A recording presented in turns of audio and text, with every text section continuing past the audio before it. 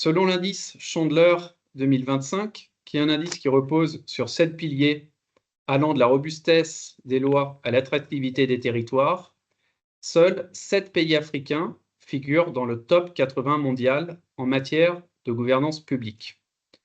Le coût de la corruption en Afrique, alors il y a différentes études, mais en moyenne est estimé à plus de 140 milliards de dollars par an. Ce chiffre provient d'une étude de la Banque africaine de développement. Au Moyen-Orient, les enjeux de conformité sont exacerbés par l'extraterritorialité des normes occidentales, où, d'après différentes études, plus de 60% des institutions financières de la région déclarent subir une pression croissante liée aux régulations anti-blanchiment et aux standards ESG. En parallèle, il y a des signaux fort positifs à ne pas ignorer. 33 pays africains ont amélioré leur gouvernance entre 2014 et 2023, selon la fondation Mo Ibrahim, qui est une fondation africaine œuvrant au renforcement de la bonne gouvernance. Le score moyen de gouvernance en Afrique est passé de 49,9 à 51,5 sur 100 en une décennie. La zone de libre-échange continentale africaine est désormais une réalité opérationnelle. Elle a été ratifiée par 47 pays, ce qui doit favoriser l'intégration économique et la transparence commerciale. Des pays figurent bons élèves sur ces problématiques de bonne gouvernance. Je pense notamment à la Côte d'Ivoire, représentée aujourd'hui par le président de la Haute Autorité pour la bonne gouvernance, qui nous fera l'honneur d'introduire les débats. Je pense également à des pays comme le Togo, où j'ai eu la chance de participer à une rencontre le mois dernier réunissant 600 compliance officers ou risk officers. Le secteur bancaire africain investit massivement dans la conformité, où plus de 70% des groupes bancaires disent avoir renforcé leurs dispositifs anti-blanchiment et éthiques depuis 2020. Et chose très importante, à mon avis, il s'agit de la mobilisation citoyenne, notamment des jeunes et des femmes, où il y a véritablement des attentes de transformation en matière de gouvernance. À noter, mais je pense que vous le savez mieux que moi, 60% de la population en Afrique a moins de 25 ans. Il s'agit d'une génération connectée, exigeante et engagée. Et c'est un des points que nous aborderons en fin de séance. Donc, face à ces constats, une question centrale s'impose aujourd'hui. Comment concilier les normes internationales, souvent conçues dans des contextes très différents, avec les réalités locales, les cultures institutionnelles et les impératifs de développement? C'est là que réside tout l'enjeu de notre discussion aujourd'hui. Il ne s'agit pas seulement d'appliquer des standards, mais de les adapter, de les conceptualiser et parfois même de les réinventer. Donc nous avons la chance d'accueillir aujourd'hui des intervenants de haut niveau qui incarnent cette volonté de transformation ou qui l'accompagnent. Monsieur le Président de la Haute Autorité de la Bonne Gouvernance de Côte d'Ivoire, Monsieur Epiphane Zorobi-Balo, Madame Marianne Kroer-Diaby, qui est Chief Ethic Officer d'une grande banque de développement, Madame Amina Benabar, qui est Group Chief Ethic Officer d'un grand groupe bancaire africain, Madame Meriane Benboubaker, qui est directrice du contrôle de gestion et première vice-présidente de l'ICFOA, Madame Céleste Cornu, qui est cofondatrice et managing director d'Eurocompliance, et votre serviteur Julien Deschamps, je suis managing director des activités de Kroll, qui est une société qui accompagne le secteur privé sur ces sujets. Donc les objectifs de cette table ronde sont au nombre de 4. Identifier les défis spécifiques aux régions, explorer des stratégies hybrides entre conformité internationale et souveraineté locale, proposer des solutions concrètes pour renforcer la crédibilité des systèmes de gouvernance et surtout, partager des réussites, de bonnes pratiques et de modèles inspirants. Donc la gouvernance, comme nous le savons tous, c'est un levier de transformation, c'est un acteur fort de compétitivité, un pilier de la confiance, et en Afrique et au Moyen-Orient, elle doit être une promesse, celle d'un développement durable, inclusif et souverain. Donc, cher Monsieur le Président de la Haute Autorité pour la bonne gouvernance de Côte d'Ivoire, je vous remercie déjà à titre personnel infiniment de votre participation aujourd'hui. Je vais vous laisser développer quelques propos introductifs, s'il vous plaît, et me permettrai de vous poser ensuite 3 questions sur notre premier point, à savoir les défis de la gouvernance et de la conformité en Afrique au Moyen-Orient. Monsieur le Président, je vous en prie. Merci, Monsieur Deschamps, cher Julien. Merci à tous les participants à ce webinaire de l'association La French Compliance Society. Merci, nous sommes très honorés d'être associés à cette importante réflexion, discussion et partage d'expériences sur les questions de gouvernance, de lutte contre la corruption, de renforcement de l'intégrité au niveau de nos différents États. Donc, chers participants, merci pour votre présence, merci pour la disponibilité des unes et des autres. Ce sont des enjeux majeurs qui ont pour objectif de façonner notre environnement et d'améliorer l'environnement des affaires de façon plus générale. Vous savez que les questions de gouvernance de conformité ne sont pas de simples concepts techniques ou juridiques. Les questions de gouvernance, les questions d'intégrité sont au cœur de la crédibilité même de nos institutions, de la survie de nos institutions, la survie de nos systèmes politiques ou économiques.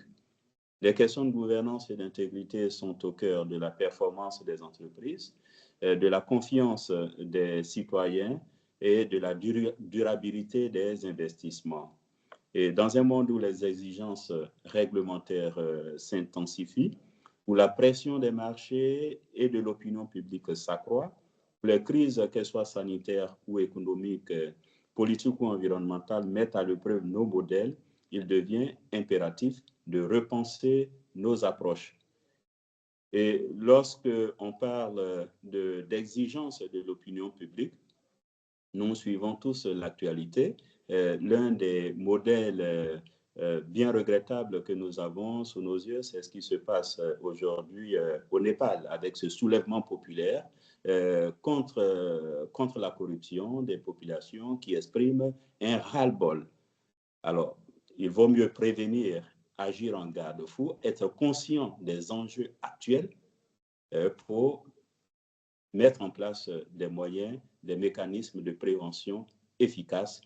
Sinon, des initiatives citoyennes risquent de déborder et de saper tout le fondement de notre société. L'Afrique et le Moyen-Orient, malgré leurs différences, partagent de nombreux défis issus des cadres réglementaires en évolution constante, des pressions pour plus de transparence et d'intégrité et une exigence d'adaptation aux normes internationales, sans pour autant perdre de vue les réalités locales.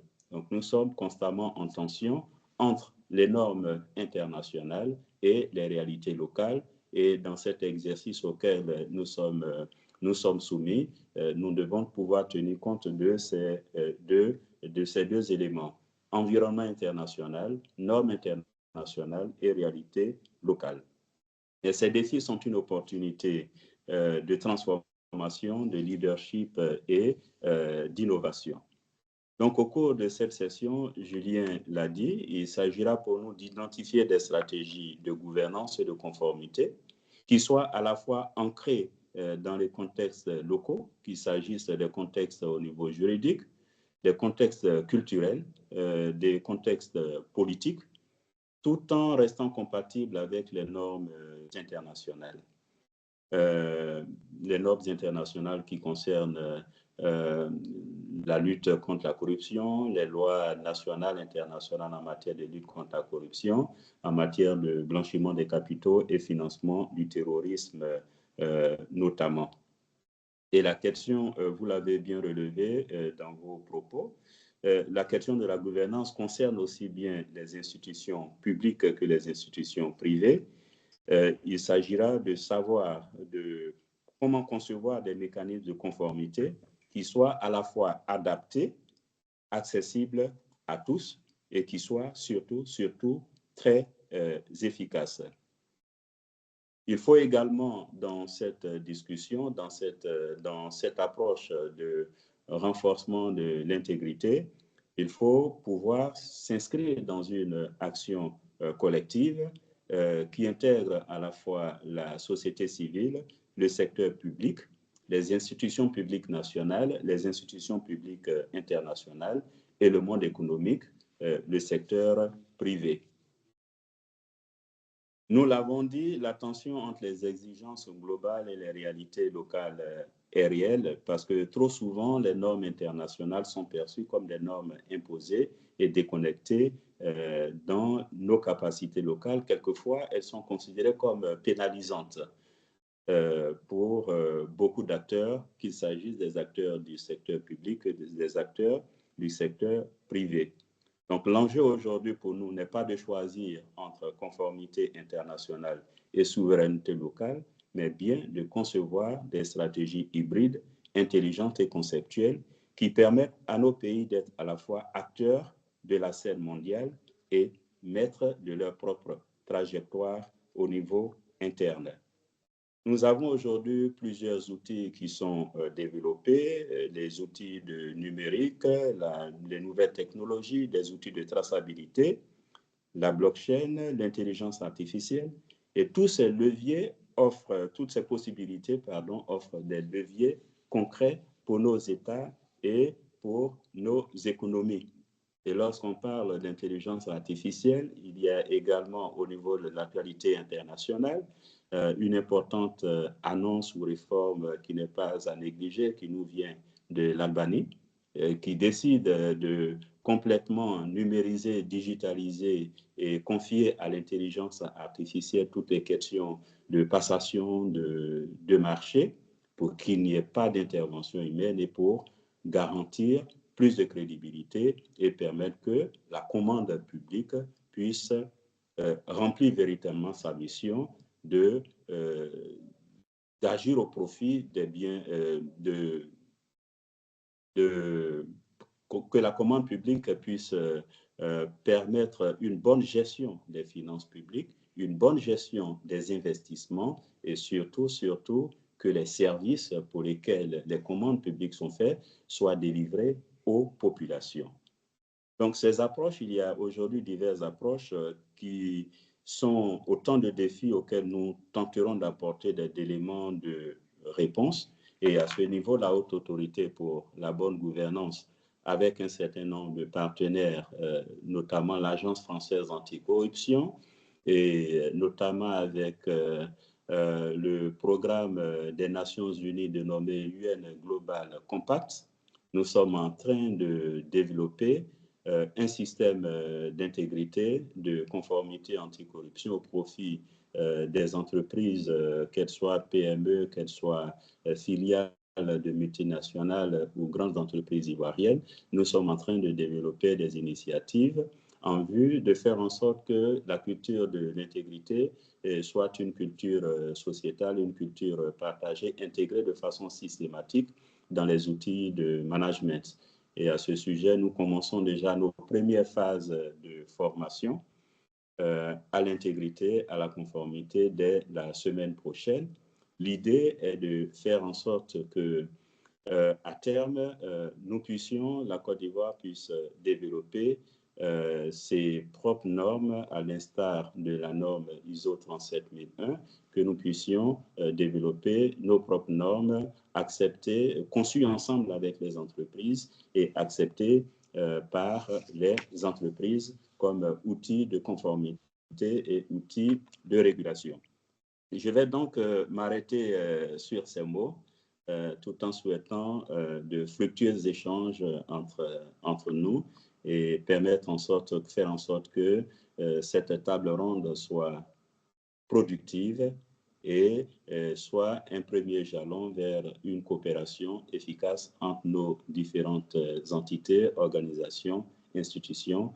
Encore merci beaucoup Julien, merci de m'avoir associé à cette importante discussion. Merci beaucoup.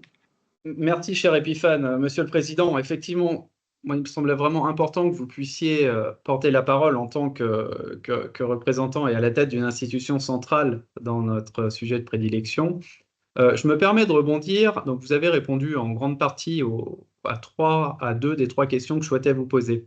Il y en a une, effectivement, je souhaiterais que vous puissiez un petit peu approfondir le raisonnement, à savoir quel rôle la société civile joue-t-elle dans la consolidation de la bonne gouvernance en Côte d'Ivoire?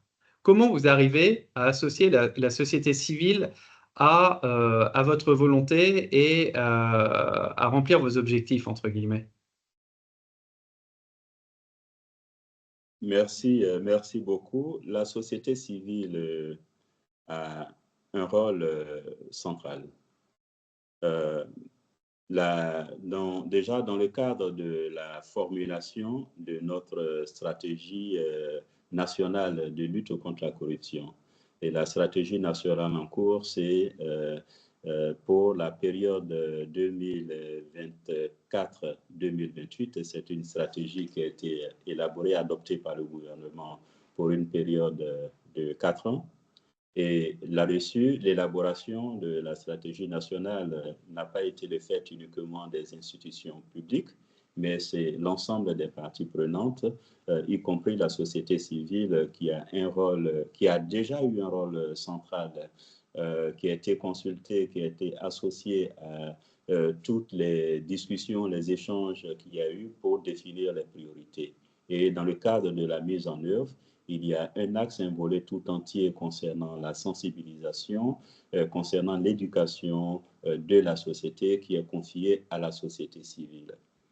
Nous avons également un outil important qui a été mis en place, qui est une plateforme de signalement des actes de corruption logée au sein de la Haute Autorité pour la bonne gouvernance, et qui est à la disposition des organisations de la société civile, des leaders d'opinion, des médias, qui leur permettent de signaler tous les cas de corruption, de sorte qu'une fois que les cas sont signalés, la Haute Autorité pour la bonne gouvernance mène des actions en lien avec un réseau mis en place qui est une plateforme des différents acteurs engagés dans la lutte contre la corruption, parce qu'il faut le dire, la Haute Autorité pour la bonne gouvernance a un rôle de coordination.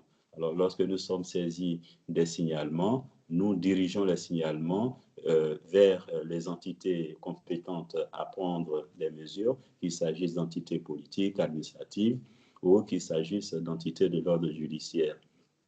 Donc ça, c'est nous interagissons avec la société civile à travers donc cette plateforme de signalement des actes de corruption. Nous initions également des activités de formation, et la société civile est pleinement impliquée dans les actions de formation que nous initions, mais aussi dans les actions de sensibilisation. L'enjeu est important, il faut que la population soit consciente des méfaits de la corruption, et que la population, la société civile joue également ce rôle de plaidoyer pour que des lois puissent passer, pour que des réformes publiques soient engagées. Il y a quelquefois, lorsque des actions sont initiées, que ce soit par la Haute Autorité pour les autres acteurs, ce n'est pas toujours bien compris du gouvernement, ce n'est pas toujours bien compris des acteurs publics, qu'il s'agisse des membres du Parlement pour faire passer des lois. Et la société civile vient comme partenaire stratégique dans les actions de plaidoyer. Nous sommes engagés en ce moment dans une action de plaidoyer, notamment sur la question de la protection des lanceurs d'alerte.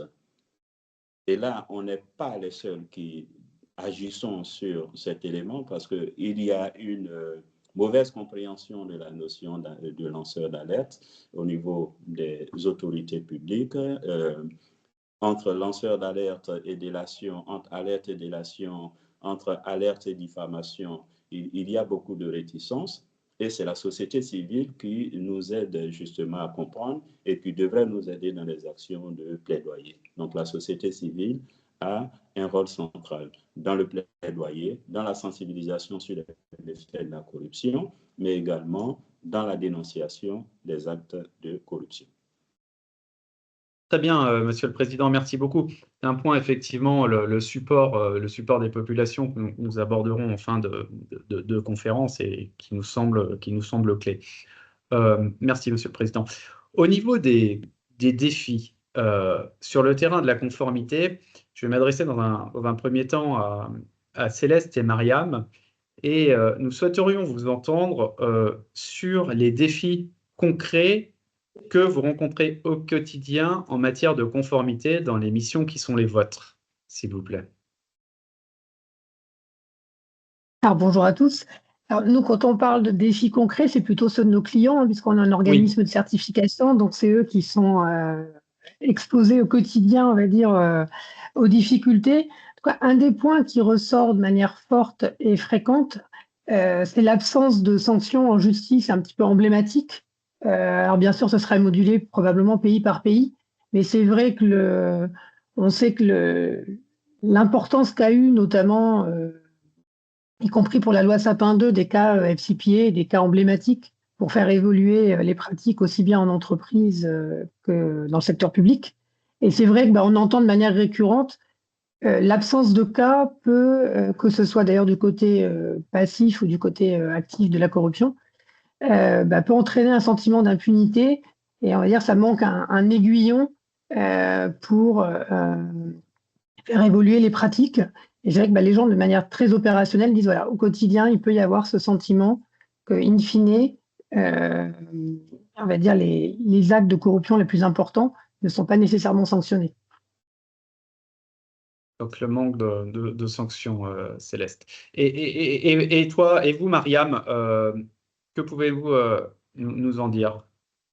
Alors, bonjour à tous. Ben, à la suite de Céleste, je pourrais juste peut-être revenir à la base. C'est la compréhension même de la conformité.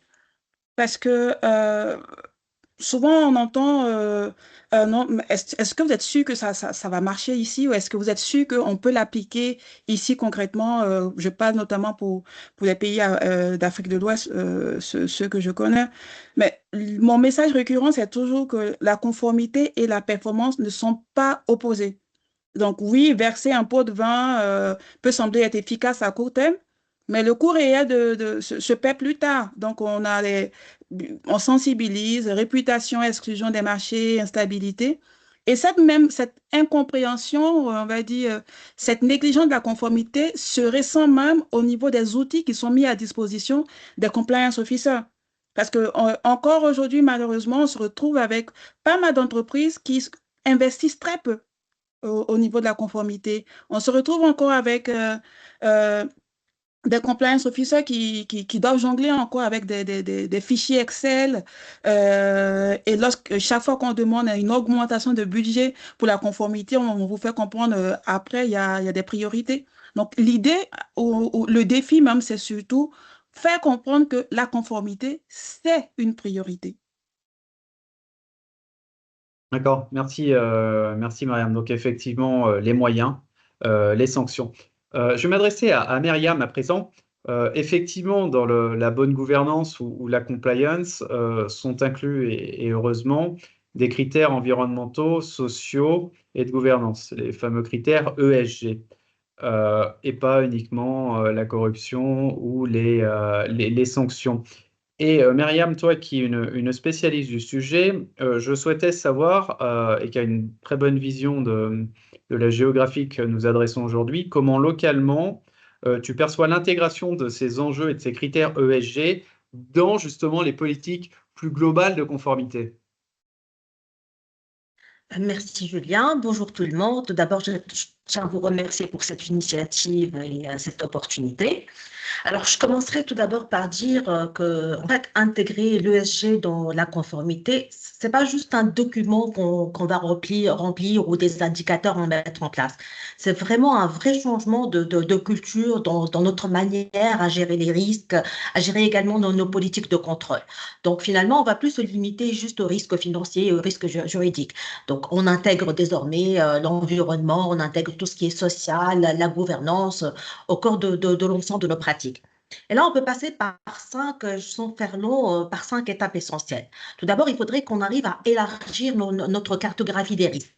Et donc, aux risques traditionnels, on va ajouter par exemple des risques climatiques, des risques éthiques, comme les émissions de CO2, la consommation de l'eau, la sécurité au travail. Et là, je tiens à donner un exemple local. Par exemple, en Tunisie, En 2021, la Bourse de Tunisie, elle a mis en place, elle a élaboré un guide ESG de la bourse et ce guide, il recommande déjà aux entreprises qui sont cotées en bourse d'identifier ces risques extra-financiers. Bien entendu, c'est une initiative, c'est pas encore obligatoire. Du coup, sur 80 pratiquement entreprises qui sont cotées en bourse, on a seulement 8 qui ont publié leur rapport ESG. Deuxièmement, j'aimerais dire qu'on devrait aussi intégrer l'ESG dans nos politiques internes et dans nos codes de conduite de changement. Et ça, c'est très important. Et ça se traduit, par exemple, par des clauses obligatoires dans les contrats fournisseurs, par exemple, à travers le respect de normes environnementales, l'égalité salariale, l'interdiction du travail des enfants, par exemple. La troisième étape, en fait, il faudrait qu'on puisse s'aligner aux standards internationaux. Et là, on va s'appuyer sur des référentiels. Les référentiels dont on parle, parce que quand on dit ESG, l'ESG, ça nous permet, ce sont des critères qui nous permettent de mesurer le degré de réalisation des objectifs de la démarche RSE qu'on met en place dans une entreprise.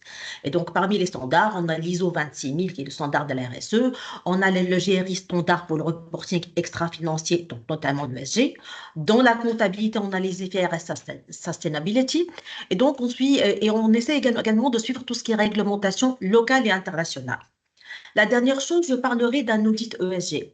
Et là, attention, parce que généralement, quand on parle d'audit ESG, il ne s'agit pas juste de vérifier l'existence des rapports, mais au contraire, il faut en fait mesurer la conformité.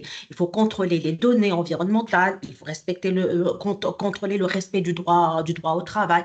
Et là, c'est une étape qui est très, très, très importante. Et la dernière chose, il faudrait que chaque audit, en fait, il ne faudrait pas juste faire des audits, il faut que chaque audit débouche sur un plan d'action.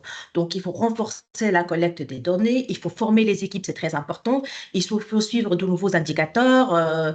Et je pense que cette méthode pourrait transformer en fait la conformité en un véritable levier stratégique de performance durable.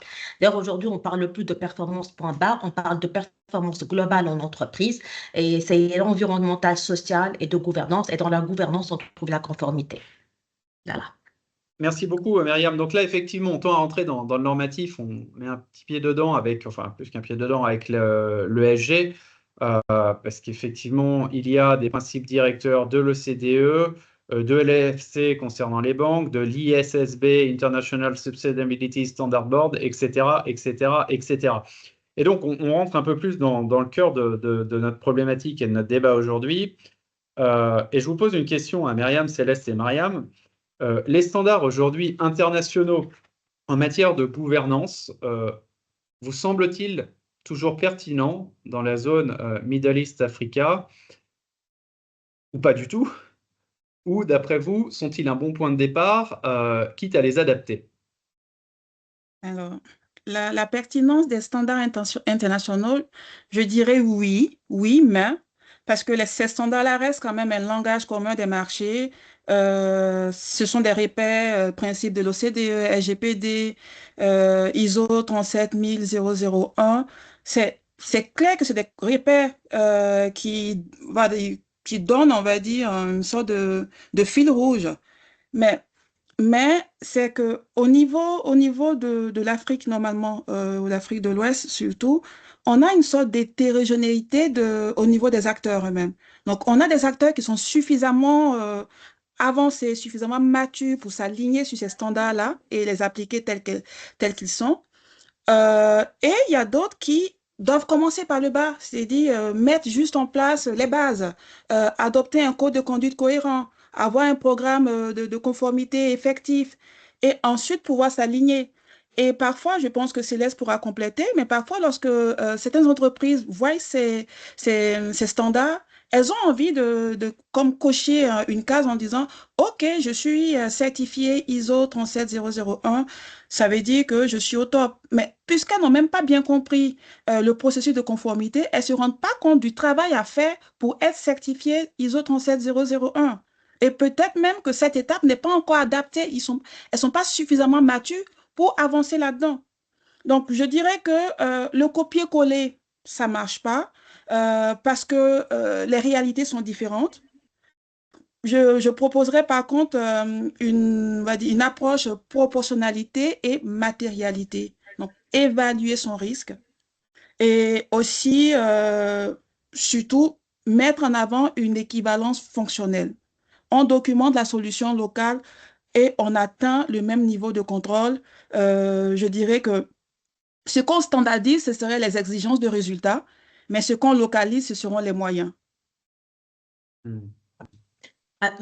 Julia, moi, je dirais que c'est incontournable, en fait. Et pourquoi je dis que c'est incontournable?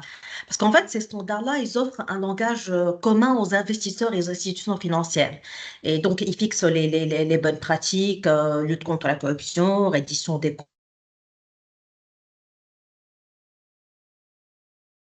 Nous avons perdu Myriam.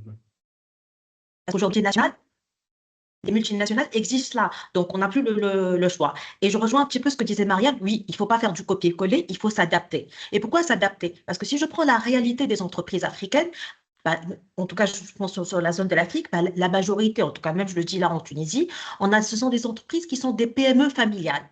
Et donc, pour eux, les standards internationaux, en fait, ils se posent des structures qui sont un petit peu complexes, avec disons, un conseil, par exemple, qui est indépendant, un reporting intégré. La deuxième chose, c'est la culture des institutions. Parce que la gouvernance, elle repose encore sur la confiance du personnel et les relations familiales. Et comme c'est des entreprises familiales, ça devient plus compliqué. Donc, au moins avoir des standards internationaux, ça pourrait les aider, ça pourrait leur donner une ligne, un chemin ou une voie à suivre. D'accord, donc effectivement, bénéficier de ces lignes directrices comme un peu d'un étalon, mais tout en étant très pragmatique dans l'approche et acter étape après étape. Et toi, Céleste, quelle est ta vision du sujet? Je vais aller exactement dans le même sens. Alors, d'abord, moi, j'ai une conviction forte, c'est que tout le monde a le droit au meilleur standard et à la plus forte protection. Il a été rappelé par le président de la Haute Autorité que lutter contre la corruption, c'était garantir l'équité entre les citoyens, c'était permettre l'investissement, c'était permettre la performance des entreprises. Donc, renoncer à ces standards, ce serait renoncer, on va dire, à toutes ces garanties. Et je ne pense pas qu'on pourrait se contenter d'une compliance light ou d'une compliance au rabais pour les pays les plus difficiles. Après, ce qui a été dit, dans certains cas, la marche elle est peut-être plus haute que pour d'autres. Donc effectivement, je pense qu'il y a ce pragmatisme et la trajectoire qu'on met pour atteindre ces standards. Et peut-être juste une anecdote, je me permets, j'étais en formation il n'y a pas plus tard qu'il y a 2 semaines à Abidjan. Et évidemment, on était sur les cas, on va dire, un peu litigieux du quotidien, sur ce qui constitue ou pas des problématiques de conflit d'intérêts, de corruption, etc. Et à un moment donné, un des participants, avec beaucoup d'humour, me dit « Ah, il faudrait peut-être africaniser un petit peu l'ISO 37001 parce que les standards sont peut-être pas adaptés à notre culture. » Et donc, c'était amusant comme remarque de l'auditoire, mais en fait, les cas dont on parlait, c'est exactement les mêmes que ceux dont on peut parler dans des formations en France. Donc du coup, je pense qu'on est plus sur la nature humaine et effectivement la question du conflit d'intérêts, des choses très pragmatiques, on parlait des structures familiales, hein, mais de comment on recrute, etc. dans les entreprises. Les enjeux sont les mêmes. Alors peut-être qu'il y a une question de temporalité où effectivement dans les pays occidentaux, on était plus en avance sur le déploiement. Mais c'est vrai que j'ai du mal à voir une différence de principe et d'objectif. Après, sur le cas particulier des normes du type ISO, hein, comme on a cité l'ISO 37001, donc sur la lutte contre la corruption, mais on pourrait dire pareil pour la 3702 sur les dispositifs d'alerte. Ce sont des standards qui sont toujours risk-based, qui renvoient aussi au cadre local, aux parties intéressées propres à l'organisation qui se fait certifier. Donc normalement, ces standards portent cette capacité d'adaptation à l'environnement. D'accord. Merci beaucoup. Donc effectivement, je note une fois de plus du pragmatisme. Ce que je vous invite, on va passer sur la section 2, à savoir justement les moyens concrets et les stratégies que vous pensez, en tout cas, adapter aux réalités locales tout en étant en adéquation avec les normes internationales. est toujours dans ce souci de l'accompagnement des entreprises dans l'alignement avec ces normes, sans vouloir pour autant imposer un modèle qui ne ferait pas sens d'un point de vue géopolitique, d'un point de vue organisationnel ou d'un point de vue culturel. Et je m'adresse à Mariam. Donc toi, Mariam, tu travailles dans une banque de développement et je voulais savoir comment, à votre niveau, vous accompagnez justement les entreprises africaines ou moyen-orientales dans cet alignement avec les normes internationales. Alors, au concret, ce ne sera pas les entreprises, parce que pour la plupart, en tout cas, lorsque moi je travaille aux opérations, mes clients, c'est les États, c'est les autorités étatiques plutôt. Donc, les conseils, les recommandations seront plutôt orientés vers les autorités étatiques. Et peut-être en discutant avec ces autorités-là, on va réaliser qu'il y a peut-être des failles au niveau de la gouvernance, peut-être qu'il y a des textes fondamentaux qui manquent, qu'on réalise tout à coup que, voilà, il y a la loi sur la protection des lanceurs d'alerte qui n'existe pas, qu'on réalise que la loi anticorruption a des décrets qui doivent être adoptés pour qu'elle soit applicable effectivement. Là, on va commencer à demander à l'État de s'aligner, d'adopter ces lois-là, de mettre à jour son dispositif et même voir aussi d'opérationnaliser ces institutions. Donc, notre approche ne sera pas directement portée sur les entreprises, mais c'est plutôt créer un environnement où l'entreprise elle-même pourra s'aligner sur les normes internationaux. D'accord. Donc, j'imagine, de ce fait, vous partez d'un audit pour ensuite donner vos recommandations. Alors, on ne dirait pas un audit dans le sens strict du terme. Lorsqu'on commence une mission, la plupart des bailleurs ou des banques de développement le font ici. Lorsqu'on commence un projet ou qu'on doit faire un projet, on fait plusieurs missions dans l'État, dans le pays, pour comprendre un peu la réalité du pays. Ce qui fait qu'on discute avec différentes autorités, différentes entités. Moi, j'accompagnais notamment nos équipes sur les questions de lutte contre la corruption. Ce qui faisait que j'étais en charge de discuter avec les autorités de contrôle, de supervision, dont la HABG et bien d'autres. Et c'est surtout suite à ces différentes discussions, bien sûr, avec une revue documentaire, aussi sur des rapports qui ont été publiés par d'autres bailleurs, qu'on va faire, on va dire, une petite analyse des réalités du pays et qu'on va appuyer avec les discussions bilatérales avec les autorités étatiques, même pour confirmer ou pour infirmer certaines informations. Donc, à la suite, là, on a, on va dire, une liste d'éléments qu'on peut utiliser aussi pour faire nos recommandations. D'accord. J'ai une question, mais qu'on abordera dans un troisième point. C'est justement, j'imagine assez naïvement, que vos recommandations, si elles sont suivies des faits, vont faciliter des financements des 10 États. Mais c'est un point qu'on abordera dans le troisième point. En ce qui concerne les leviers les plus efficaces, d'après vous, pour faire évoluer les pratiques, sans pour autant vouloir imposer de manière trop frontale ou inopportune un modèle. Je voulais savoir, pour vous, Amina et Mariam, quels sont-ils, ces fameux leviers? Alors, bonjour, donc ravi d'être parmi vous. Je répondrai par deux mots-clés. Adaptation stratégique. Et je suis pas étonnée, je n'ai pas été étonnée que ça a déjà été évoqué par les différents intervenants. Par rapport au levier, dans des régions où les normes globales rencontrent des réalités locales très diverses, d'un point de vue régional, tout pays confondu, l'importation brute de règles étrangères et la complaisance ne sont absolument pas pérennes et ni efficaces dans la réalité terrain. Donc, l'adaptation stratégique, et ça a été déjà évoqué, en partant de l'état des lieux, en partant d'une évaluation des risques local first, cartographie des risques, tout risque confondu, géographique, sectoriel, évaluation des tiers, de corruption, vraiment pour vraiment tâter le terrain, faire un gap analysis réglementaire pour voir où on se situe par rapport à la réglementation locale, mais également aux réglementations internationales, où on est et où on devra aller, où on met le curseur par rapport aux standards internationaux.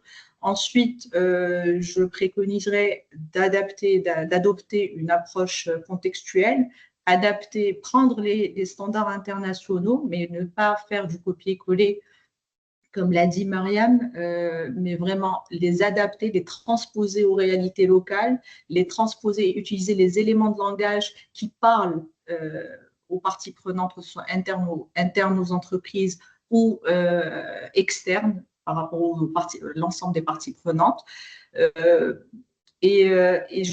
J'aimerais, s'agissant, pour partir du thème de notre webinaire, conformité gouvernance, s'agissant de l'humain au centre, il faut investir dans le renforcement des capacités, notamment les dispositifs de conduite de changement. Et ce type de dispositif, donc la conduite de changement, elle a une date début, mais elle n'aura pas de date fin parce qu'il faut se renouveler. L'humain évolue, il est confronté à des réalités, à des situations contextuelles. Donc l'idée, c'est vraiment renouveler la sensibilisation, le dispositif de conduite de changement en utilisant des alertes, des alertes qui sont arrivées, des situations auxquelles ont été confrontés les opérationnels, les transposer, les transformer en études de cas avec des éléments de langage simples et qui parlent aux acteurs. Et si je prends l'exemple qui a été évoqué en introduction de la prévention et lutte contre la corruption en Afrique, il s'agit d'un engagement d'un continent qui est suivi de près par les autorités, les instances nationales. Preuve en est notre invité d'honneur ce matin. Et je peux témoigner sur les 6 dernières années, du moins, j'ai pu observer de près que la détermination à lutter contre la corruption s'est vraiment renforcée d'une manière concrète. C'est pas des textes, c'est pas des annonces de presse, mais c'est vraiment concret. Et elle a même été sanctuarisée dans l'agenda 2063 de l'Afrique, qui en est à sa 2e décennie, qui est la décennie de l'accélération. Donc, en bref, pour vraiment résumer mes propos et vous laisser avec des mots-clés, c'est le principe de proportionnalité, et je rajouterai le principe de matérialité évoqué par Mariam, autour de 3 triptyques: standards internationaux, adaptation locale, renforcement des capacités pour aboutir à une conformité durable et une gouvernance crédible, bien entendu, et éthique. Donc, voilà pour moi pour les leviers. Et moi, à mon sens, je dirais que on ne convainc pas par la sanction. En termes de levier, on ne pourra pas utiliser la sanction seulement, en tout cas. Mais il faut apporter la preuve de la valeur. Quand une entreprise ou un État comprend que la gouvernance lui fait gagner en efficacité et en crédibilité, la transformation forcément va suivre. Et on va aussi voir l'impact de cette bonne gouvernance-là sur la vie des populations. Lorsque je préparais ce webinaire, j'ai eu la chance de tomber, par exemple, sur un témoignage du ministre, je pense, du ministre des Finances du Bénin, qui expliquait comment le pays, son pays, avant dépensait, je crois, 17 milliards de francs CFA, donc environ 25 millions d'euros, en billets d'avion pour des missions officielles par an.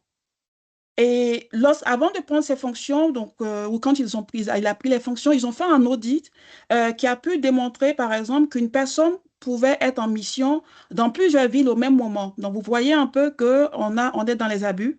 Ce qui fait qu'ils ont juste mis en place une mesure toute simple, l'usage obligatoire de la carte bancaire. Donc, ils ont enlevé le cash dans le cas des missions. Ce qui fait qu'il y a une traçabilité. Quand tu vas en mission, on sait ce que tu as dépensé et où tu l'as dépensé. Donc, ça évite une duplication des coûts. Et il expliquait que l'année, ils ont appliqué de 17 milliards par an. Il a mesuré de janvier, dans cette année, janvier à juin, ils sont à 1 milliard. Donc, si on continue, jusqu'à la fin de l'année maximum, ils seront à 3 milliards. Donc, vous voyez qu'il y a un gain de 14 milliards, ne serait-ce qu'en mettant en place une carte bancaire qui est adaptée aux réalités du pays. Donc, pour revenir sur, ou encore, peut-être que je vais prendre encore l'exemple du Sénégal tout à l'heure, tout récemment, qui a adopté sa loi sur la protection des lanceurs d'alerte en mettant, euh, on peut applaudir comme pas, mais en mettant aussi une prime pour la personne qui va dénoncer et qui va être calculée selon le montant qui pourra être recouvré éventuellement grâce à cette dénonciation-là. Ça permet, on parlait tout à l'heure de la société civile, mais ça permet aussi une contribution ou une implication même des populations. On devient garant quand même de nos sociétés-là. Ce qui fait que euh, et peut-être un dernier élément, c'est que lorsque moi je discute des fois avec certaines entités publiques comme privées et des personnes, quand on vient sur la question par exemple des cadeaux, invitations et qu'on dit il faut faire un peu attention parce que il y a pas mal de risques de conflits d'intérêts, on me fait comprendre que, écoutez, vous savez, les cadeaux, ça fait partie de la culture africaine, ça fait partie des valeurs africaines. Et ce que je réponds généralement, c'est vrai, la générosité est un très culturel fort en Afrique, mais nos valeurs, c'est aussi l'honnêteté et l'intégrité. Donc, en entreprise, il faut pouvoir tracer ces lignes claires-là. Donc, pour revenir sur le point des leviers, je dirais une incitation du marché, des clauses d'intégrité, pourquoi pas dans les achats publics, mais surtout adapter les solutions aux besoins qui ont été identifiés, parce que ça permet d'être vraiment pragmatique et on voit l'effet direct sur la vie des populations. Merci Mariam, merci. Alors, dans la continuité et notamment sur le changement, jusque dans les années 2000, sauf erreur de ma part, en France, il était possible de déduire des impôts, les pots de vin versés à l'étranger, pour espérer avoir des contrats. En compta, on passait cela comme commission ou frais commerciaux. 25 ans plus tard, un quart de siècle, c'est beaucoup et très peu en même temps. Sapin 2, l'AFA, les sociétés de conseil, etc., etc. Tout ce petit monde travaille ardemment pour accompagner les acteurs privés ou publics à lutter justement contre ce fléau qu'est la corruption. Donc il y a quand même eu en très peu de temps une véritable révolution, mais complètement copernicienne sur le sujet, un changement de paradigme total. Et sans que ce soit une rupture aussi abrupte du paradigme ou du concept, moi je souhaitais, Amina et Mariem, vous entendre sur comment est-ce que les entreprises peuvent anticiper des évolutions réglementaires internationales tout en restant agiles et in fine, bien évidemment, compétitifs. Parce que ne perdons pas de vue qu'un acteur privé, le sacro-saint, enfin son objectif final, c'est quand même de gagner de l'argent. Bien sûr, avec un cadre, y compris normatif sur l'anticorruption, mais il est quand même là pour gagner de l'argent. Donc vous, comment les entreprises peuvent-elles justement anticiper ces évolutions, à votre avis? Alors, pour ma part, en fait, moi, je pense que pour rester agile face à toutes ces évolutions réglementaires, il y a deux leviers qui sont complémentaires. En fait, je parlerai d'abord, il y a la veille proactive, mais il y a aussi la flexibilité locale. Alors, si je parle de veille proactive, là, quand on suit, par exemple, c'est vrai qu'il y a les normes internationales, il y a les standards internationaux, l'anti-blanchiment, lutte contre la corruption. Eh ben, il faut anticiper ces exigences parce que anticiper ces exigences, ça permet de réduire les risques juridiques et les risques réputationnels. Mais en même temps, ça pourrait être des opportunités. Je prends le dernier exemple, là on en parle dernièrement, il y a la First Abu Dhabi Bank elle a eu comme initiative la première obligation bleue. Et donc ce genre d'initiative, il montre qu'anticiper ces tendances de marché peut être à la fois pour une banque, pour une entreprise stratégique et innovante. Ensuite, en fait, je parlais de la flexibilité locale, et là la flexibilité locale, en fait, anticiper, c'est pas vraiment être rigide. Je pense que les entreprises, ils pourraient investir dans un reporting modulable, ils pourraient créer des équipes transverses, et ça sera très important, qui sont formées à la conformité, mais aussi à l'adaptation locale. Il faudrait développer des processus internes qui sont ajustables, répondre aux exigences locales, mais sans freiner aussi l'activité quotidienne. Et là, ce qu'on est en train de voir, surtout au niveau des entreprises, et Emine, peut-être qu'elle pourrait réagir par rapport à ça, quand on a des multinationales qui s'installent dans des pays, et donc parfois, certaines ont tendance à vouloir, entre guillemets, imposer leur stratégie, la stratégie conformité ou autre RSE, à des entreprises locales, alors que normalement, c'est tout à fait différent. Et donc, vraiment, il faut combiner anticipation internationale et agilité locale. Ça, c'est très essentiel. Et définir, bien sûr, des scénarios réglementaires, préparer des réponses qui sont assez adaptées. Il faut avoir aussi un dialogue qui est permanent entre les partenaires et entre les clients en entreprise. Donc, tout ça, en conclusion, c'est pour dire quand on investit dans la veille réglementaire, et c'est un investissement, et la flexibilité des systèmes et la formation des employés, c'est là où on réussit réellement à, je dirais, à naviguer, disons, avec assurance entre exigences internationales et lutte, par exemple, contre le blanchiment, finances durables et les réalités locales. Alors, je te Merci. rejoins parfaitement, Mariam, par rapport à tes propos, par rapport aux 3 axes que tu as évoqués. Veille proactive pour anticiper les tendances mondiales, que ce soit l'IA, l'ESG et la durabilité. Flexibilité organisationnelle, savoir, il s'agit, benchmarker, faire de la veille proactive, mais savoir exploiter les résultats d'une manière ciblée en mettant en place et en adaptant les dispositifs de gouvernance ou de conformité en mode modulable, de manière à ce que leur adaptation, leur évolution suivant la réglementation, l'évolution réglementaire internationale et nationale également, puisse être faite sans bloquer les opérations locales. Et le 3e point que tu as évoqué, très important, c'est l'échange continu avec les parties prenantes et être acteur du plaidoyer en étant force de proposition pour pousser la réglementation et les évolutions réglementaires. Il y avait 2 questions, j'ai catché 2 questions sur le chat.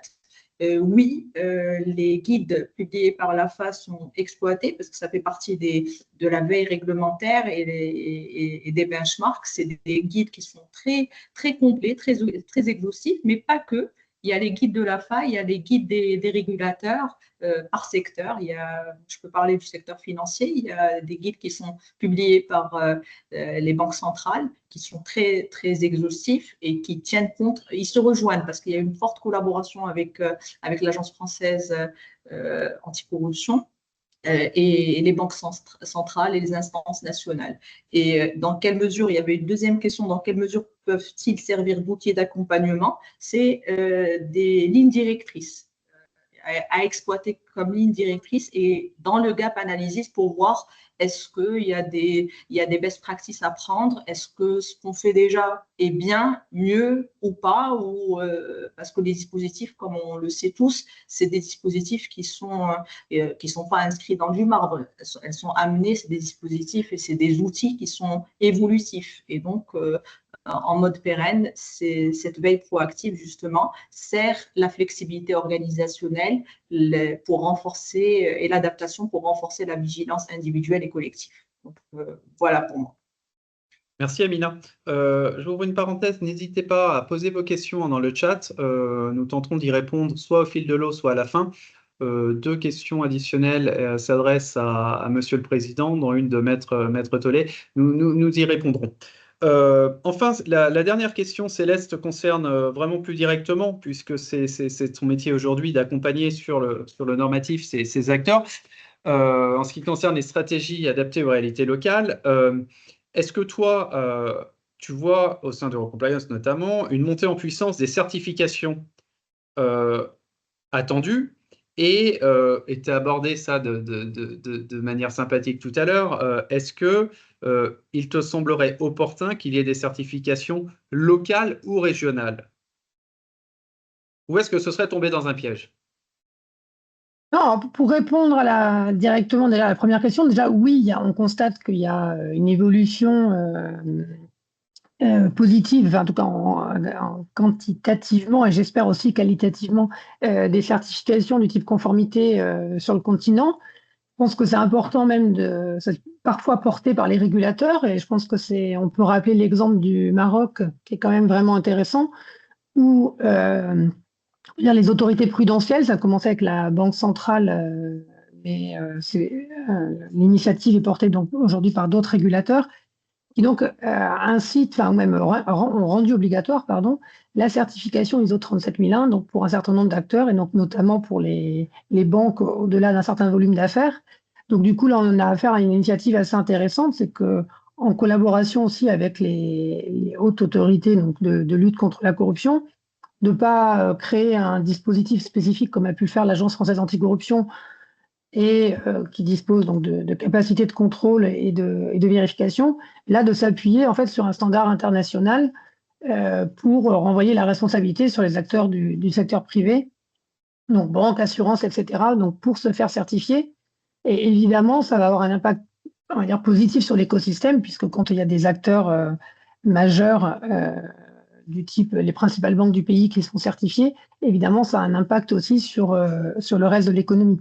Donc, alors, c'est vrai que l'exemple du Maroc, il est intéressant puisque c'est allé jusqu'au régulateur, mais sans ça, on voit dans différents pays le nombre en tout cas, une appétence pour ces référentiels. Alors après, c'est vrai qu'ils ont une vertu, c'est que dans certains cas, alors on peut prendre l'exemple de la norme 37002 sur les dispositifs d'alerte. Évidemment, dans des pays, on va dire par exemple, soumis à la directive européenne sur le dispositif d'alerte, la norme en termes d'exigence, elle n'amène pas beaucoup de nouveautés. C'est-à-dire que ça peut être intéressant d'être certifié pour le faire valoir auprès de certaines parties intéressées, mais en termes de contenu, si vous êtes déjà conforme à la loi Wasserman pour une entreprise française, vous êtes à peu près déjà aligné avec toutes les exigences de la 37002. En revanche, quand vous êtes dans un pays où il n'y existe pas d'équivalent de la loi Wasserman, ben c'est vrai que ça donne beaucoup de lignes directrices sur ce qui peut être fait pour effectivement protéger un lanceur d'alerte, gérer une alerte, avec la 37008 sur piloter des enquêtes internes. Donc c'est vrai que ça peut constituer aussi des lignes directrices complémentaires. Donc on a parlé, je partage la réponse d'Amina sur les recommandations de l'Agence française anticorruption, dont on voit qu'effectivement elles sont quand même régulièrement source d'inspiration. Mais c'est vrai que typiquement les normes peuvent aussi compléter ces bonnes pratiques. Et avec aussi l'intérêt de l'exercice de soumettre le dispositif qu'on a pu mettre en place à un tiers et à le soumettre de manière régulière en fait. Donc c'est quand même une étape supérieure, je pense, pour ceux qui entrent dans la démarche de certification, que d'accepter d'être challengé au moins annuellement. Et c'est vrai que dans ceux qui y vont aujourd'hui, très souvent c'est une volonté, on va dire, d'être au-dessus de la mêlée, de porter les bonnes pratiques. Et c'est vrai qu'on est beaucoup sur des acteurs qui incitent beaucoup sur la partie amélioration continue finalement et qui sont très demandeurs de regards, y compris critiques, et qui ne sont pas venus chercher simplement un tampon. Ok, merci beaucoup Céleste. Alors effectivement, là, on bascule, et c'est très bien comme cela, on bascule vraiment sur notre troisième point, à savoir les solutions. La certification peut faire partie de l'adéquation. Des solutions innovantes pour renforcer justement la crédibilité des systèmes de gouvernance et vraiment se servir de l'innovation comme un véritable levier. Là, je vais m'adresser à Mariam en préparant ce webinaire. Mariam, toi, tu me parlais de l'autorégulation. Oui. Et du rôle de l'autorégulation, je pense qu'il serait intéressant que tu puisses expliquer un petit peu à l'auditoire ce que tu entends par ce terme et comment tu l'appliques. Alors, l'autorégulation, c'est notamment pour les institutions qui n'ont pas d'autorité de supervision. Vous voyez, on a pour la plupart des entreprises ou la plupart des institutions qui sont soumises aux obligations de gouvernance, des autorités de supervision qui vont peut-être leur demander des comptes si elles ne font pas ce qu'il faut. Et puis, vous avez des entités, je dirais, citons-les directement, les banques de développement qui, à proprement dit, n'ont pas d'autorité de supervision. Par contre, ça ne veut pas dire qu'elles n'ont pas d'obligation de gouvernance. Ce qui fait que c'est là que il y aura pour moi pas forcément une innovation, parce que l'autorégulation, ce n'est pas seulement dans ce secteur-là, mais c'est là qu'on voit le sérieux. Parce que quand on sait on n'a pas de superviseur et qu'on se conforme quand même, on a intérêt aussi à le faire de la bonne manière. Donc, dans le cas des banques de développement, vous verrez qu'elles vont se doter elles-mêmes de textes régulateurs, qu'elles vont aussi se soumettre à des audits indépendants, à la publication d'indicateurs et surtout pour aussi garder leur notation en termes d'institutions crédibles. Et surtout, si on veut accompagner les États, notre rôle, c'est d'accompagner les États. Si on veut accompagner les États, il faut être soi-même exemplaire. Ce qui fait que l'autorégulation fait partie des solutions qu'on doit aussi privilégier. Je fais un petit parallèle avec le monde de la lutte contre le blanchiment de capitaux. Et ça c'est connu dans ce domaine-là. Il y avait pendant longtemps on va dire, c'est un métier qui n'était pas soumis directement à la supervision ou au contrôle en matière de blanchiment des capitaux, mais qui le faisait quand même, ou qui n'était pas soumis à un contrôle direct, qui s'organisent donc en leur sein, au sein de ces corps de métier, qui s'organisent pour contrôler ou s'auto-contrôler. Je pourrais par exemple citer des métiers comme le secteur des avocats ou le secteur des experts comptables, où vous aurez une entité, notamment le barreau, qui va, elle, contrôler ce que font les avocats qui seraient soumis éventuellement aux lois de blanchiment des capitaux. Donc, peut-être pour ne pas être trop longue, je vais m'arrêter là. Non, non, justement, mais ça rejoint une question qu'on a brièvement abordée tout à l'heure. Donc, effectivement, tu expliques qu'il faut être vertueux soi-même pour porter la vertu. Lorsqu'une banque de développement doit financer un programme, j'imagine que l'attention portée aux problématiques de bonne gouvernance et de conformité se sont vraiment drastiquement renforcées durant la dernière décennie. Et clairement, surtout lorsque on est très porté sur les thématiques de la gouvernance économique. Euh, Prenons clairement le cas des appuis budgétaires que la plupart des banques de développement font, que ce soit la Banque africaine, la Banque mondiale et autres. Euh, pour certains projets ou sinon pour la plupart des projets, on va regarder quelles sont les performances de l'État en termes de gouvernance économique notamment.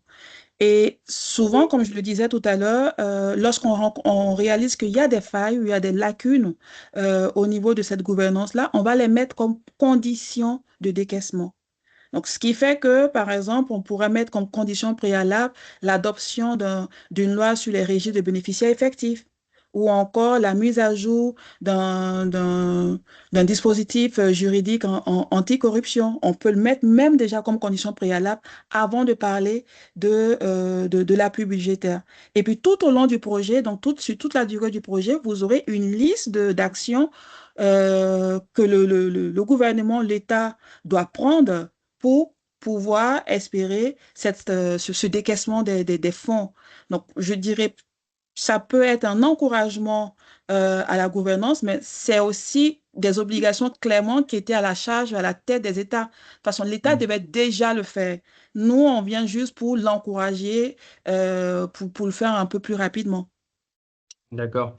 Merci beaucoup, madame. Donc, si on passe du secteur étatique au secteur privé, je vais m'adresser à Myriam et j'espère que tu ne m'en voudras pas, mais je vais regrouper 3 questions en une ou te demander en tout cas d'aborder les 3 parce que malheureusement, on va être pris par le temps. Je voulais savoir, toi qui accompagne beaucoup de sociétés, qui voyage beaucoup, je voulais savoir quels outils ou méthodologies innovantes tu constates être utilisés pour renforcer la transparence et la performance dans le contrôle de gestion principalement, qui est vraiment ton core business. Et puis, de manière plus globale, aujourd'hui, ta vision des choses sur les moyens technologiques. Comment la techno peut contribuer à une gouvernance plus transparente? Parce qu'effectivement, il suffit d'ouvrir LinkedIn l'IA va tout gérer, il n'y aura plus de corruption, il n'y aura plus de blanchiment, etc. L'IA est partout, il y a une société qui se crée tous les quarts d'heure sur le sujet. Donc j'aimerais voir, toi, si tu as vu des modèles de manière très opérationnelle, efficace sur ces sujets. Et ma dernière question, ce sont le rôle des indicateurs de performance, justement dans l'évolution de ces dispositifs. Où est-ce qu'il faut mettre le curseur? C'est très riche, j'en suis désolé, mais voilà. Oui. Merci, Julien. Alors, je vais commencer, je vais essayer d'être, comme on dit, state of the point. Donc, la première chose, on a commencé à parler par le contrôle de gestion. Alors, je dirais qu'aujourd'hui, déjà, le contrôle de gestion, il n'a jamais eu un rôle aussi stratégique.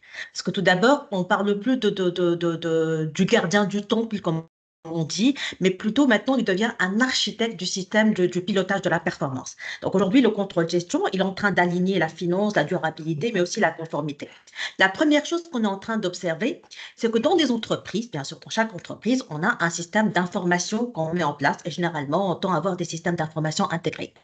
Là où dans le système d'information, dans les ERP, on met un système de conformité, un système de contrôle, ben ça va nous permettre, ça améliore la performance parce que ça nous permet de vérifier que les transactions respectent les normes locales, par exemple, et internationales, et que ces données sont fiables et qu'ils alimentent des reportings dynamiques. Ça, c'est le prérequis. Après, dans le contrôle de gestion, bien sûr, on va utiliser le BI, le Business Intelligence, ou ce qu'on appelle la rétroaction qui est intelligente.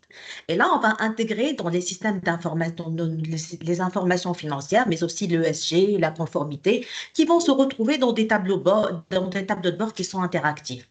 Et du coup, les insights deviennent, en fait, ça devient des actions qui sont concrètes. Et pas juste, il y a des décisions anticipatives, mais en même temps, ils sont alignés avec les objectifs de l'entreprise.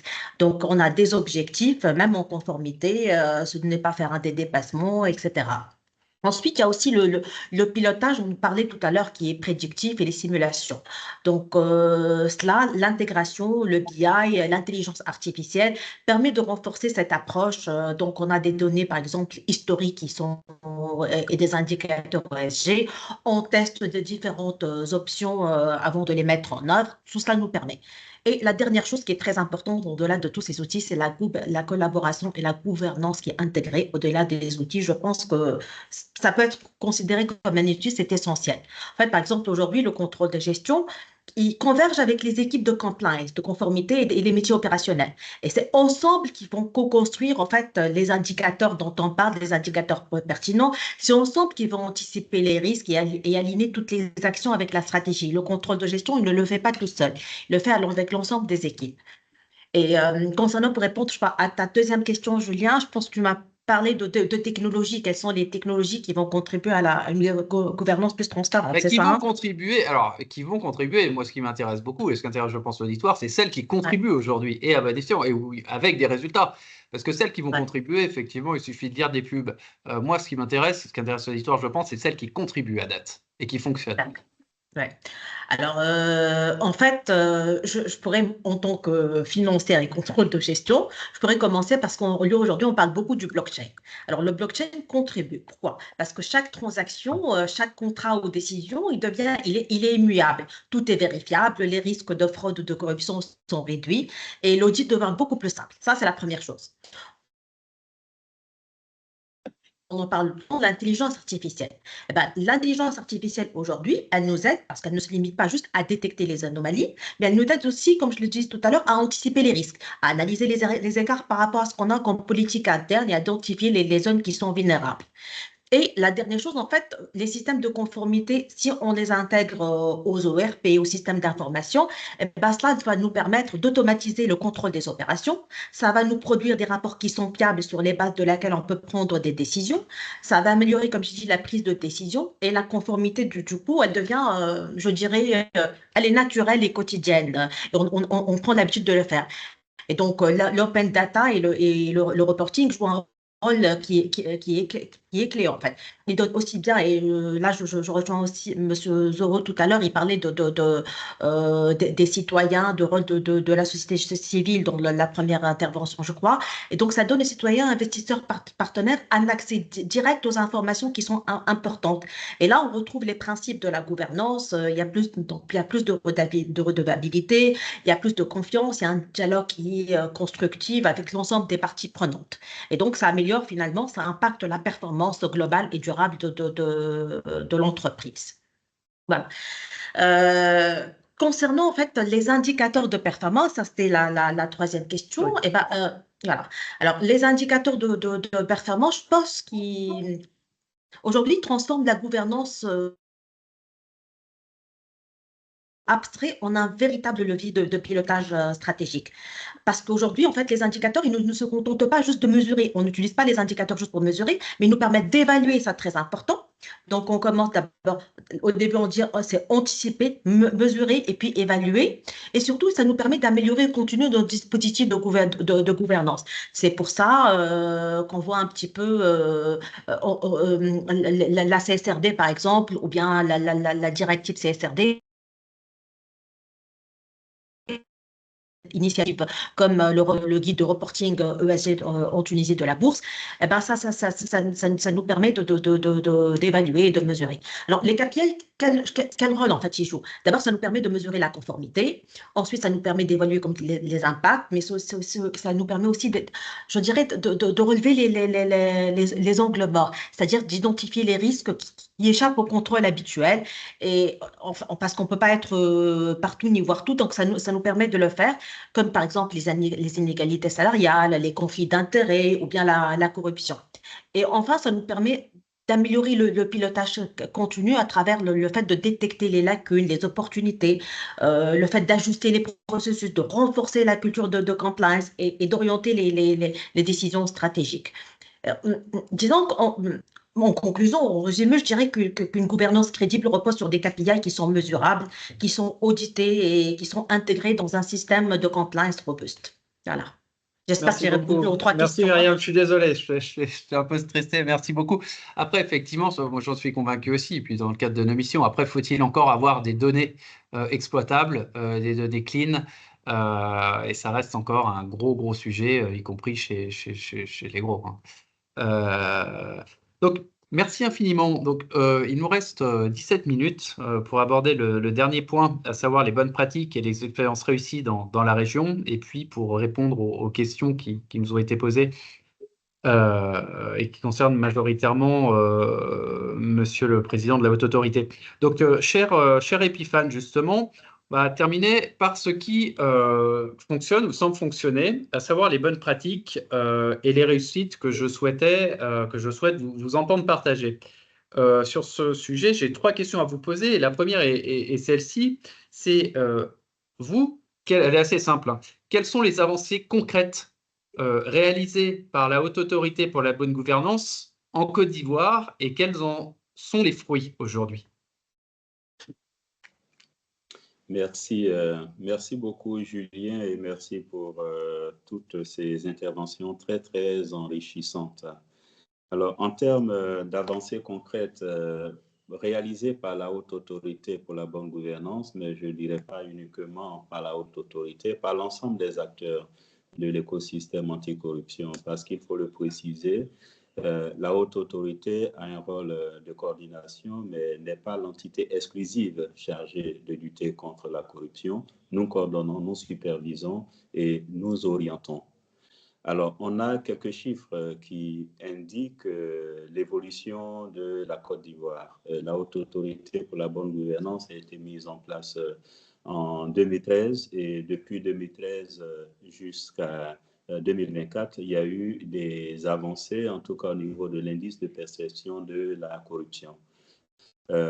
Avancées, nous sommes passés du 136e pays sur 180 en 2013 à 69e pays sur 180 en 2024. Ces chiffres indiquent les progrès que la Côte d'Ivoire a réalisés. Alors, mais derrière ces chiffres, il y a des actions concrètes, des initiatives concrètes qui sont prises, à la fois pour prévenir et pour réprimer. Dans le cadre de la prévention des actes de corruption, notamment pour pouvoir efficacement lutter contre l'enrichissement illicite tiré des détournements de deniers publics, il y a une politique vigoureuse qui a été mise en place en matière de contrôle de déclaration de patrimoine. Je veux dire, c'est un élément qui constitue aujourd'hui qu'on peut considérer comme une avancée intéressante de la Côte d'Ivoire par rapport à la sous-région. Alors, la Haute Autorité pour la bonne gouvernance recueille les déclarations de patrimoine des agents publics en début de mandat et puis à la fin du mandat. Ça concerne les élus lorsqu'on parle de mandat, mais ça concerne également les agents publics qui sont à des postes de responsabilité où ils manipulent les deniers publics. Alors, nous recevons les déclarations de patrimoine. À ce jour, nous sommes à près de 90-91% de taux de déclaration des 10 500 agents publics qui sont soumis à la déclaration de patrimoine. Ça concerne le président de la République. Le président de la République, lui, ne déclare pas son patrimoine auprès de la haute autorité, mais plutôt auprès de la Cour des comptes. Et à partir du président, les membres du gouvernement, le Premier ministre et tous les autres personnalités administratives qui suivent déclarent leur patrimoine au niveau de la haute autorité pour la bonne gouvernance. Donc, il y a une déclaration de début de mandat et une déclaration de fin de mandat. Et entre les deux déclarations, nous sommes chargés de veiller à examiner la nature de l'enrichissement et voir si l'enrichissement est licite, c'est-à-dire le niveau d'enrichissement correspond avec les revenus déclarés. Et nous sommes aujourd'hui, je le disais tout à l'heure, à un taux de 91%. Depuis 2 ans, nous avons entrepris la phase de coercition. La non-déclaration est une infraction assimilée à la corruption. La fausse déclaration est une infraction assimilée à la corruption. Et donc, depuis 2 ans, lorsqu'il n'y a pas de déclaration d'agent public, lorsqu'il y a réticence dans la déclaration, nous avons engagé des exploits de commissaires de justice. C'est une première étape avant d'aller dans la procédure judiciaire. Et il y a près d'une vingtaine d'agents à ce jour dont les dossiers ont été transmis au pôle pénal économique et financier, qui est donc l'entité chargée de prendre les sanctions sur cette matière. La haute autorité elle-même n'a pas pouvoir de sanction. Mais notre plaidoyer, c'est faire en sorte que sur ces questions où l'infraction de non-déclaration est constatée, que la haute autorité ait au moins un pouvoir de sanction administrative. La sanction que prévoit la loi, c'est une peine d'amende qui équivaut à 6 mois de rémunération. Et donc, au moins que la haute autorité constate cette infraction matérielle et puisse infliger la peine d'amende. Donc, cela dit, cette initiative de recueillir les déclarations de patrimoine, de les vérifier, est un élément assez dissuasif pour les agents publics parce qu'ils savent qu'ils sont suivis, ils savent que leur patrimoine est suivi et contrôlé. La limite de cette action, il faut le dire, c'est la déclaration se fait manuellement et les vérifications sont fastidieuses. Ça nous prend beaucoup de temps à vérifier et nous sommes en train de mettre en place un dispositif de télédéclaration qui nous permettent en même temps de vérifier et de sortir des statistiques en matière d'habitudes économiques des assujettis. Et lorsqu'on a ces statistiques sur les habitudes économiques des assujettis, ça nous permettrait de voir éventuellement les secteurs d'activité auxquels il faut prêter une attention particulière. Donc ça, c'est un des éléments qu'on peut considérer comme bonne pratique. L'autre élément également au au-delà de la déclaration de patrimoine, c'est la plateforme de signalement des actes de corruption dont nous avons parlé tout à l'heure et la mise en place d'une plateforme des acteurs engagés au niveau de la poursuite des actions de lutte contre la corruption. Et enfin, l'autre élément, c'est récemment, nous avons mis en place une académie nationale de leadership et de lutte contre la corruption et de bonne gouvernance et de leadership anticorruption pour diffuser la culture de l'intégrité au sein de l'administration. Et ça concerne la formation systématique des agents publics, mais aussi des acteurs du secteur privé. Donc ça, c'est une chose à noter, et également l'initiative que nous avons avec le secteur privé, notamment dans le cadre du développement de normes nationales, mais à travers progressivement la formation à travers la formation des responsables de conformité des entreprises publiques. Et là, la stratégie que nous avons adoptée, c'est parce que le grand défi, lorsqu'on parle de lutter contre la corruption, de renforcer l'intégrité, le grand défi, c'est le financement. C'est le financement des actions de formation, des actions d'accompagnement. Et la stratégie que nous avons mise en place, c'est de tisser un partenariat entre la haute autorité pour la bonne gouvernance et le fonds de développement de la formation professionnelle. Les entreprises cotisent au niveau du fonds de développement de la formation professionnelle pour le renforcement des capacités de leurs acteurs. Si bien que lorsqu'il y a toute action de formation, d'accompagnement, de coaching, c'est le fonds de formation, fonds de développement de la formation professionnelle qui finance. Donc, à travers l'académie, nous allons accompagner les entreprises publiques, mais sur la base de financement des taxes que ces entreprises payent au sein du fonds de développement de la formation professionnelle. Et puis, pour finir, une question a été posée sur la question de l'accès aux statistiques. Statistiques judiciaires, statistiques administratives au niveau des sanctions. Publier les statistiques, c'est clair, c'est un élément dissuasif. Les sanctions administratives qui sont prises, notamment au niveau des sanctions administratives, on a le conseil de discipline de la fonction publique qui s'occupe de sanctionner les manques de probité au niveau des agents publics. La police nationale a également un organe similaire. Au niveau de l'autorité de régulation de la commande publique, il y a également des sanctions qui sont prises, des condamnations. Des entreprises sont blacklistées parce qu'elles ont failli à leur manquement à l'intégrité et à la probité. Au judiciaire, il y a le pôle pénal économique et financier qui s'occupe des sanctions judiciaires. Ce que la haute autorité fait jusque-là, c'est de publier les statistiques dans le cadre de son rapport d'évaluation. Donc, c'est une fois par an que les rapports d'évaluation sont faits au niveau de tous les acteurs et les statistiques sont publiées.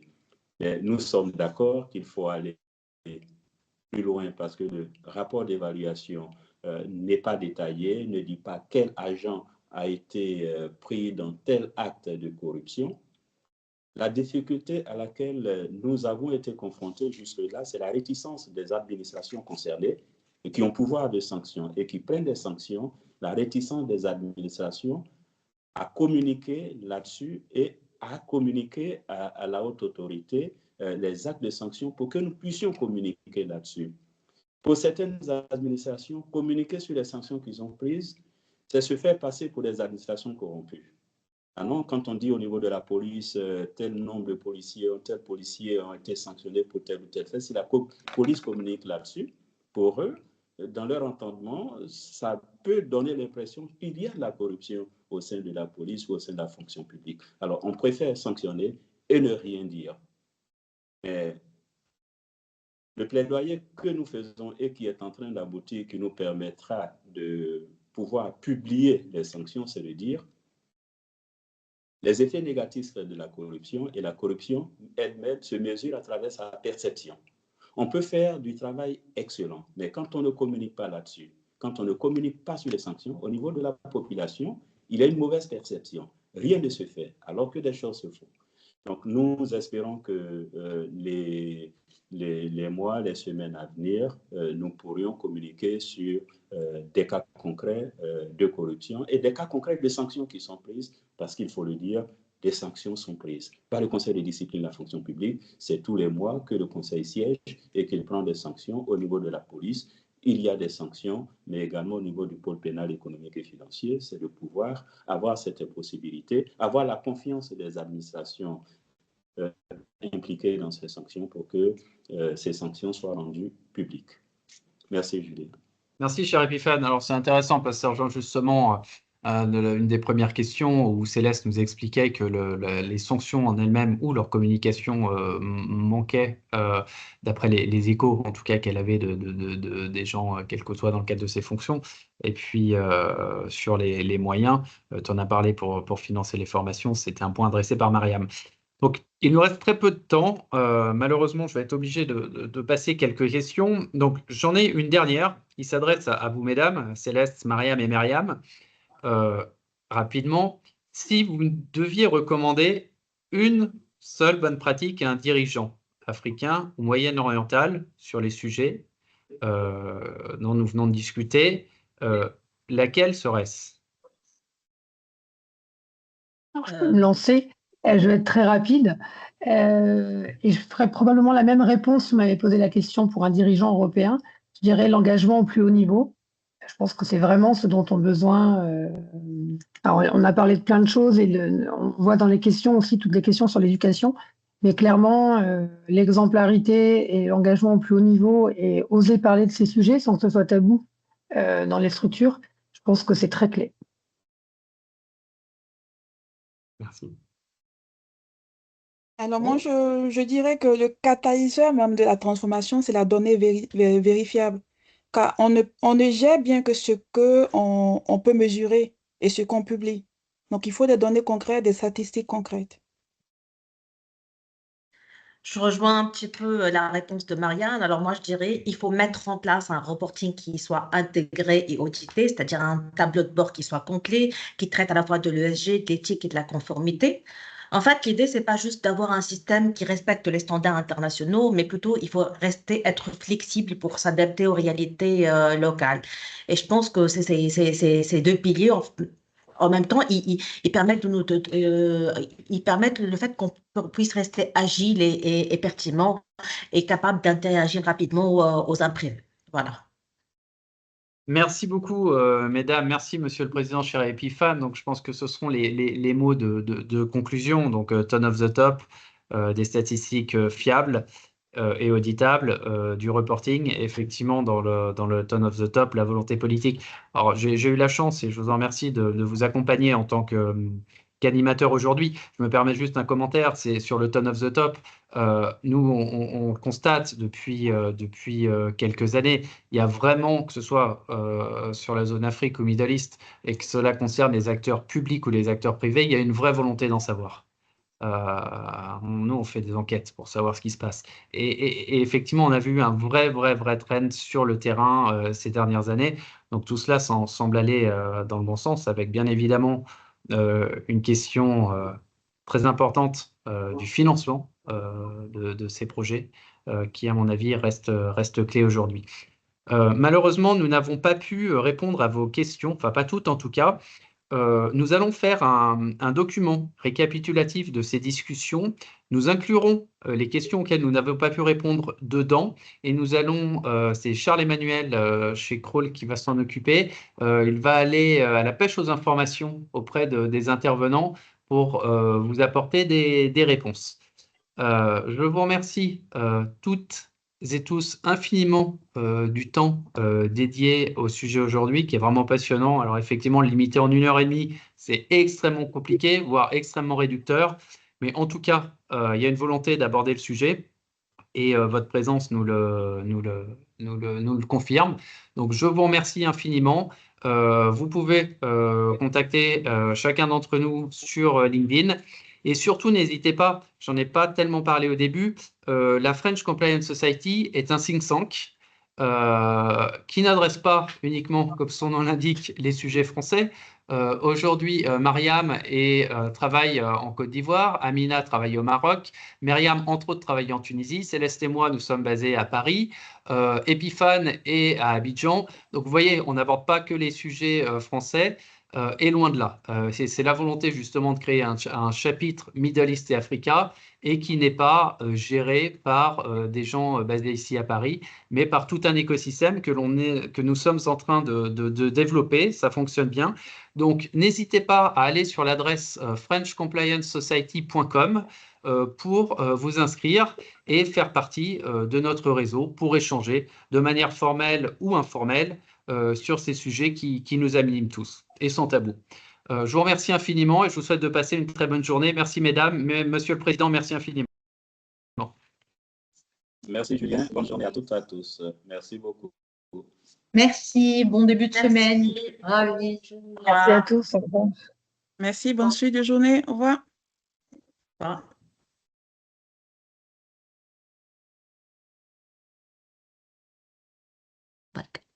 Merci. Au revoir. Merci, au revoir.